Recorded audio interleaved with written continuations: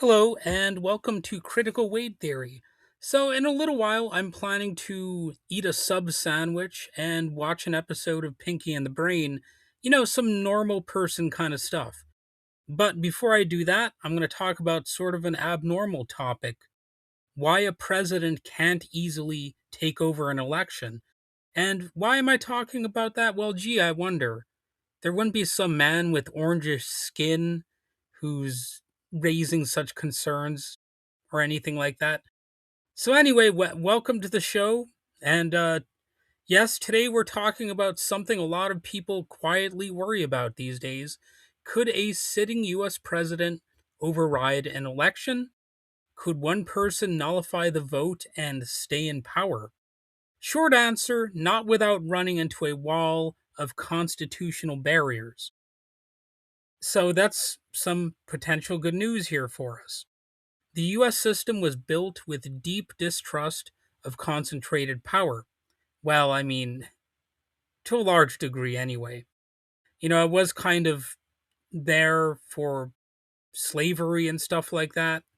Um, but when it comes to the power of kings, sure, it was kind of built against that concept. The framers assumed ambitions would exist like that, and they had some ideas about how to potentially prevent aspiring kings. So they designed the system to make it hard for any one person to take control, especially over elections.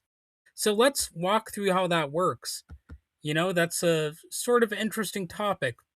So states do run elections, not the president. Under Article 1, Section 4 of the Constitution, states have primary authority over how elections are administered. That means local officials oversee voter registration, ballot counting, and certification. After ballots are counted, states certify results through formal processes. They canvass the vote, verify totals, and finalize the outcome at the state level. There is no constitutional mechanism that allows a president to simply step in and overturn a state's certified results. So, the orange one gets a little bit upset about that, but tough. That's how it is. At least right now, the system is decentralized on purpose. Instead of one national switch that controls elections, there are 50 separate systems, and that makes it messy, but it also makes it resilient. A president would have to interfere with multiple independent state governments at once, and each state has its own laws, courts, and officials. That fragmentation is a significant safeguard. And okay, what about the military? Well, they can't legally be used to police elections. You sometimes hear the term posse comitatus. So, what does that mean? It comes from a Latin phrase meaning the power of the county. In modern US law, it refers to limits on military involvement in civilian affairs. The Posse Comitatus Act of 1878 generally prohibits using federal troops for domestic law enforcement. The military is not a national police force, or at least it's not supposed to be. I know there are certainly some people out there, who happen to have bizarre looking hair who want to use it as a police force, but legally they're not supposed to. Even more important, military officers swear an oath to the US Constitution, not to a president personally, and that distinction matters as well. The chain of command is real, but so is the legal obligation to refuse unlawful orders. And that's a little bit odd because aren't there some lawsuits that are supposed to be, punishing people who remind people in the military that you're supposed to, not obey unlawful orders? Wasn't there a recent set of lawsuits like that? I don't know. Maybe I'm just, you know, misremembering something here. Anyway, Pentagon leadership would face immediate legal and institutional consequences for deploying troops to interfere with elections. It would not be a simple matter of issuing an order and watching it happen. In practice, the military is deeply aware of its role in a constitutional democracy, and that culture itself acts as a barrier, or it's supposed to. With everything I'm saying here, you got to say, or at least it's supposed to, you know, because crazy things can happen in life. Things that are supposed to be done a certain way, maybe they won't be done that way forever. And that's the way things are. What about Congress? Well, they're supposed to count the electoral votes in a national election. Under the 12th Amendment, Congress holds the authority to count electoral votes. After states certify the results and send their electors, those votes are formally counted in a joint session of Congress. The president does not control that process, or again, he's not supposed to.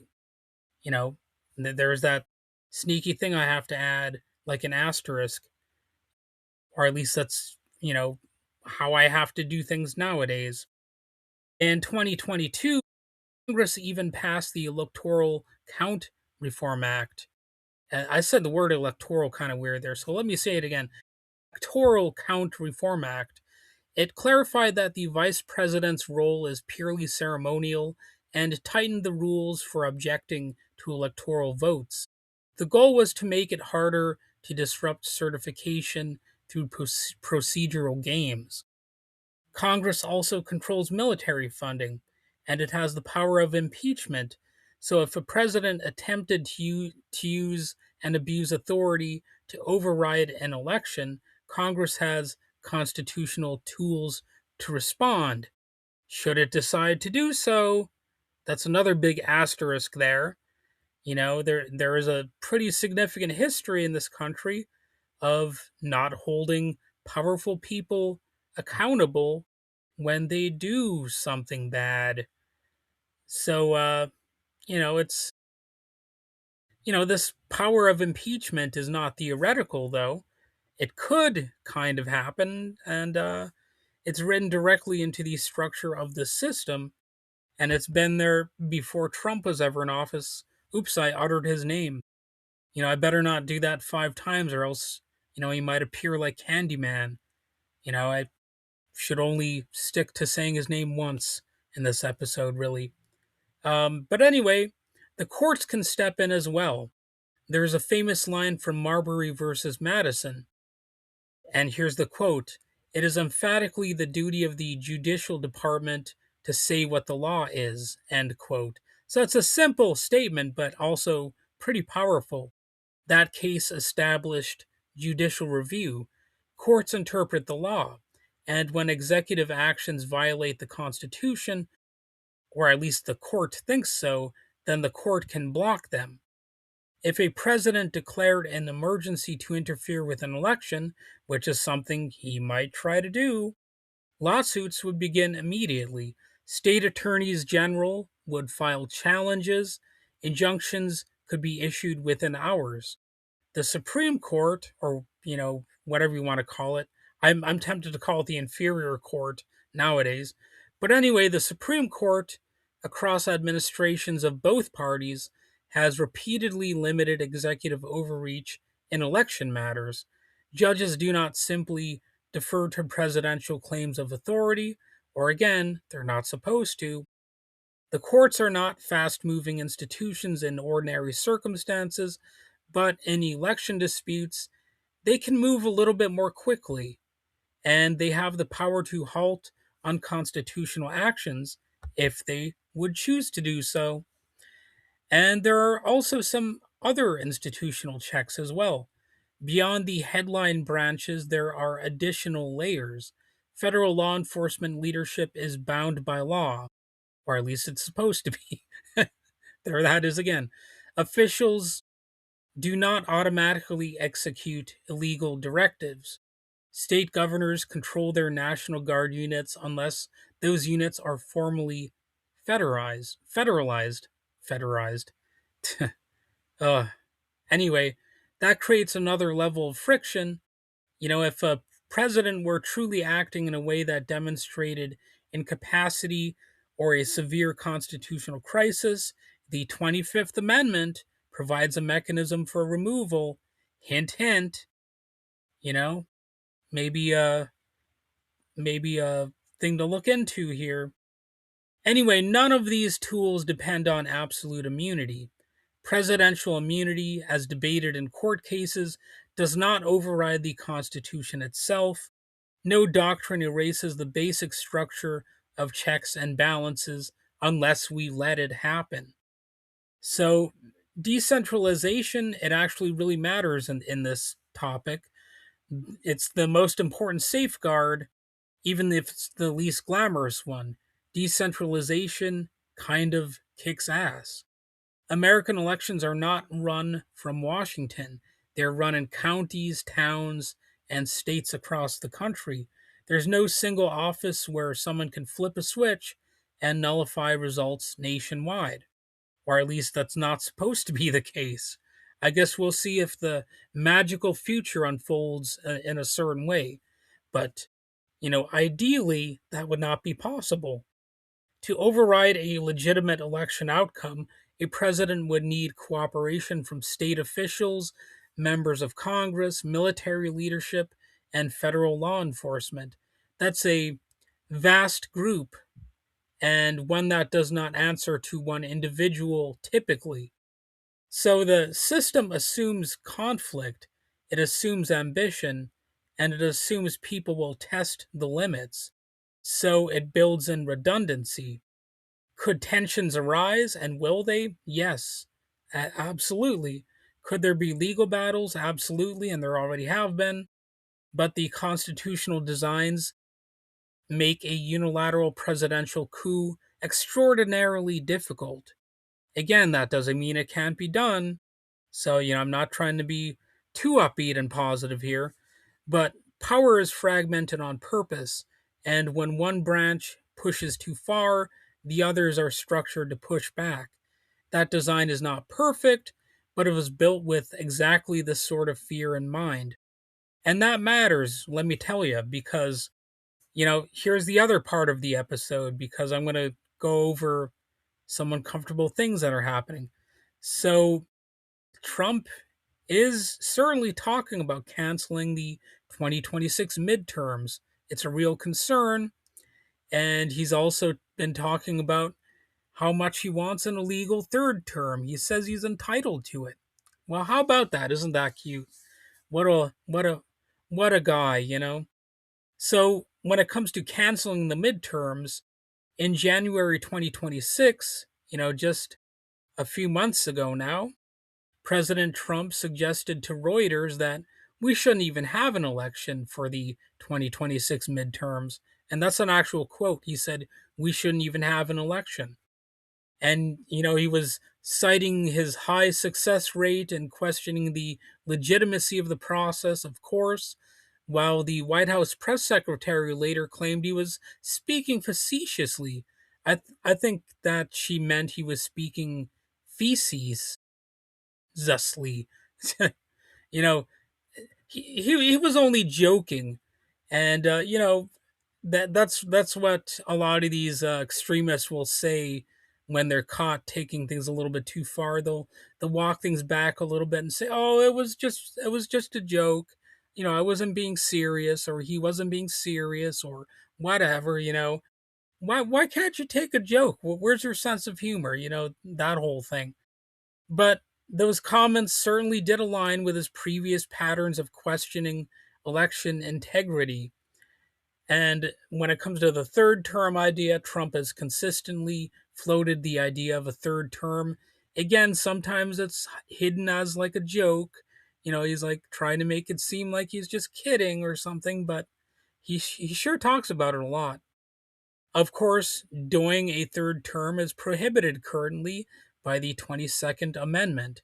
Steve Bannon, a key ally, explicitly stated in October 2025 that he's going to get a third term in 2028, claiming there is a plan to work around constitutional restrictions. And you can read about that with a website called Democracy Docket. They've also got an email service where you can get, it's like a newsletter. You can get interesting news updates from that. Again, that's Democracy Docket. Check it out. And what about other reasons to be concerned? Well, let's look at Ken Paxton, who is the sort of he's a key figure in Texas politics.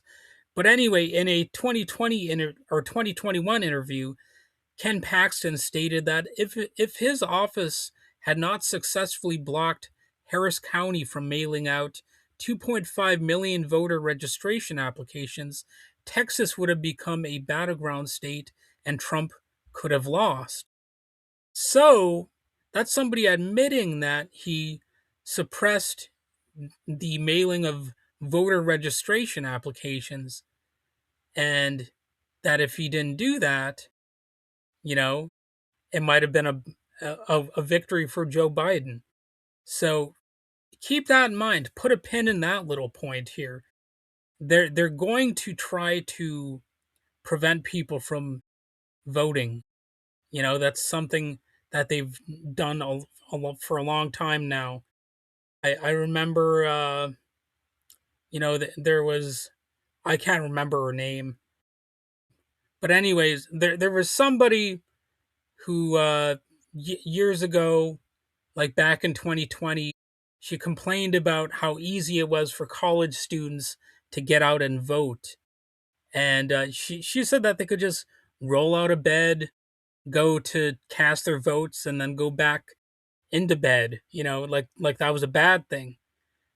Oh, that was Cleta Mitchell. That's right. That's her name. So if you don't believe me about that quote, go ahead and look it up. It's a real thing. You can listen to the audio. It was a very candid moment. I'm not sure if she understood that it was being recorded and all that kind of stuff, but that's an actual quote. The horror of college students being able to easily vote.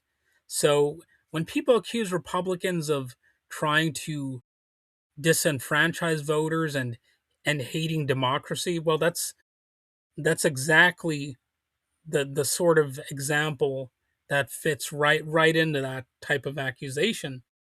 So you know, on that note, Ken Paxton has continued to aggressively target voter rolls, suing the Biden administration for citizenship data and targeting nonprofits like the Jolt Initiative for their voter registration efforts, claiming to protect election integrity. And also, Georgia's a state that's pretty well known for, uh, trying to suppress voters as well. They're trying to purge the voter rolls as well over there all the time. So here's another interesting development here. Steve Bannon has said that ICE is going to be around the polls in the 2026 midterm elections. So keep in mind, Steve Bannon is somebody who's been very close to Trump over the years.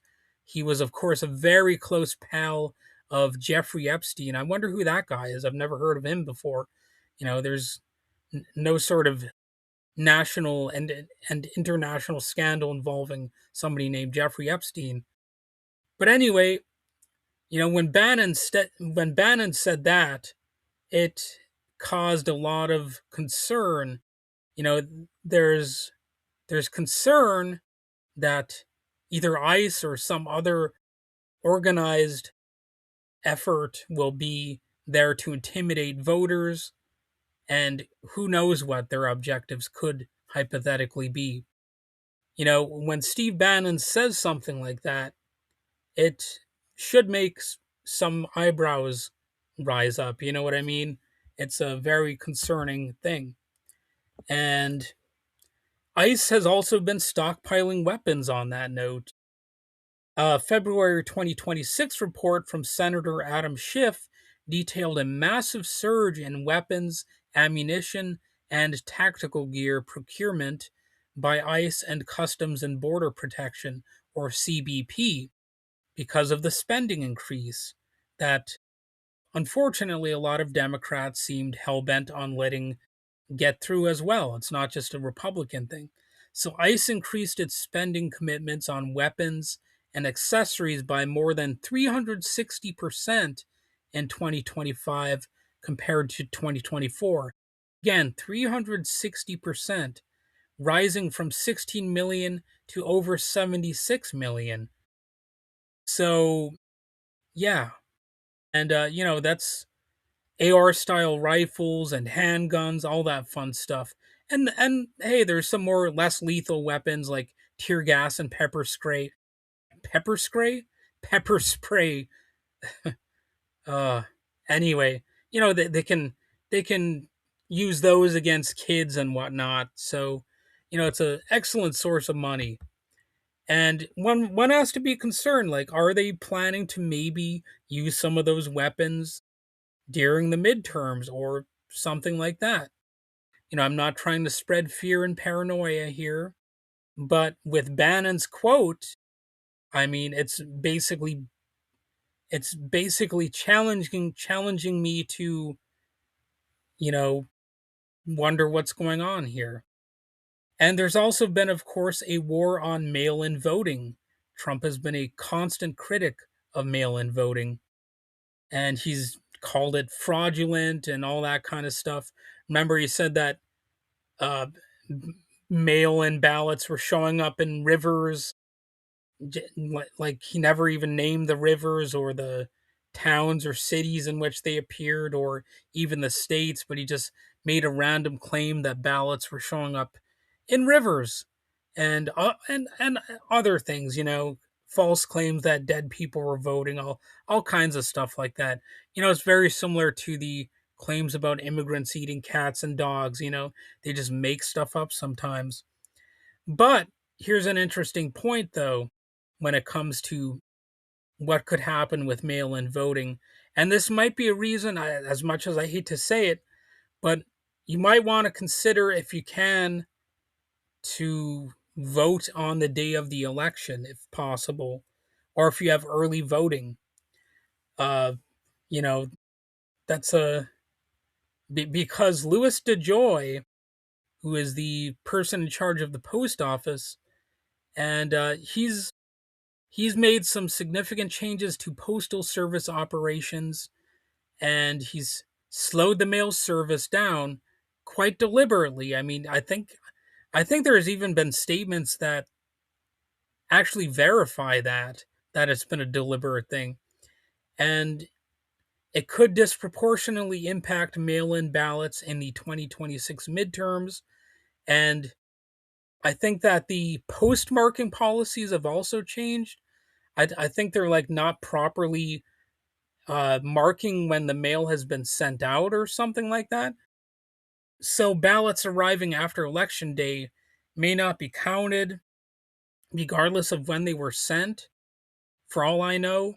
And it's possible that they might be more easily challenged if they don't have the proper dates on them. So, I'm not trying to spread misinformation here or disinformation, but I would really like some updates on that topic. So if you know anybody who's working for the post office, and if they have any insights into how Louis DeJoy's postmarking policies might impact the election, go ahead and let me know about that, because that's something I'm a little bit concerned about myself. And last but not least, here's another possible concern. And this is an Axios article I'm going to quote a little bit from. So the title is Scoop: Dominion Voting Sold to Company Run by Ex GOP Election Official. And that article says the following: Liberty Vote purchased Canada based Dominion for an undisclosed sum. That's Dominion Voting Services, I believe the company is called. Liberty is a new company owned by Scott Leyendecker, who in 2011 created a software program focused on enabling election workers to verify voters and check them in at polling locations. So far, that's not so bad, right? So it's not that alarming so far. However, as the Axios article notes, according to Leyendeckers' LinkedIn page, his company No Inc. has more than 150 employees and 55 million in annual revenue. The company says its systems are used by election officials in more than a third of US states and describes itself as the nation's leading provider of electronic poll books. So again, not necessarily the most scandalous thing, but you have to wonder why a private company has so much sway over the elections. It seems like, you know, that's a little bit questionable. So like maybe Congress should be in charge of such a company and it shouldn't be up to private individuals. I'm not saying that the president should have the power, but maybe Congress. And Leyendecker also has deep Republican connections, according to the not LinkedIn, but the Axios article. Matt Blunt, who was then Missouri's Republican Secretary of State, appointed Leyendecker to a role investigating St. Louis elections administration after the 2000 election. As governor, Blunt later appointed Leyendecker to be St. Louis's Republican election director. Ed Martin, a loyal Trump surrogate, was St. Louis's Board of Elections chair when Leyendecker was the city's election director. As interim U.S. Attorney for D.C. in Trump's current administration, Martin demoted prosecutors who worked on January 6 cases, pursued critics of Elon Musk's Doge operation, and threatened Wikipedia over what he called biased propaganda. So you have to wonder, like, is it a good idea to have Dominion voting systems associated with this character involved in possibly your own local elections and certainly elections throughout the country? Like, maybe there should be somebody who's less biased. Maybe this should be, you know, done in a more neutral sounding way. And if Congress can't control this, like if they can't create their own unbiased voting system, then I don't know what the fix would be. Maybe that would be unconstitutional. Um, but it's an interesting topic, and it's a little bit of a cause for concern for the midterms. But anyway, I'm going to wrap it up there. Um, yeah, I might have got a little sidetracked on a few points here and there, but these are some interesting topics, and I think they will be relevant in the not too distant future.